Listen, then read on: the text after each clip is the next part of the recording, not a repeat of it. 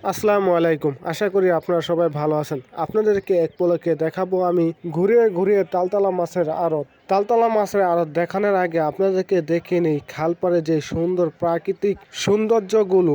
আর এই ভিডিওটা করা ভোর 6টা বাজে। খালের তীরে যে ট্রলারগুলো দেখতে পাচ্ছেন বাঁধা, সেগুলো অনেক দূর দূরান্ত থেকে এসেছে শাকসবজি নিয়ে। আবার এখান থেকে অনেকেই আসে যারা কিনা পাইকারি কিনে নিয়ে দোকানে বিক্রি করার জন্য নিয়ে যাবে। এখানে পাইকারি দরে শাকসবজিগুলো এক টাইমে বিক্রি করা হয় ভোর 6টা থেকে 7টা পর্যন্ত। এই জায়গাটি মাছের জন্য অনেক বিখ্যাত। এখানে মাছ কিনতে অনেক দূর দূরান্ত থেকে মানুষজন এবং পাইকাররা মাছ কিনতে এখানে আসে। এই জায়গাটি অবস্থিত তালতলা লঞ্চঘাটের সামনে। আপনারা এখানে পেয়ে যাবেন পদ্মার মাছ থেকে শুরু করে চাষের মাছ পর্যন্ত। এখানে বিভিন্ন ধরনের মাছই পাওয়া যায়।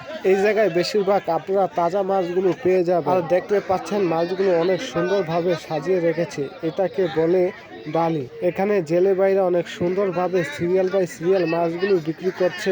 আর এই জায়গায় জেলেরা বেশিরভাগ এরকম ডালি করে নিয়ে আসে, ডাকের মাধ্যমে মাছগুলো বিক্রি করা হয়। এখানে পাইকাররা মাছ কেনার জন্য ভিড় জমাচ্ছে। একটি করে ডালা ধরবে আর একটি করে মাছের ডাক উঠবে, আর এই ডাকে যে যত বেশি টাকা দিতে পারবে সে এই মাছগুলো পেয়ে যাবে। আর এইভাবে করে পাইকারগুলো মাছ এখান থেকে কিনে নিয়ে যায়।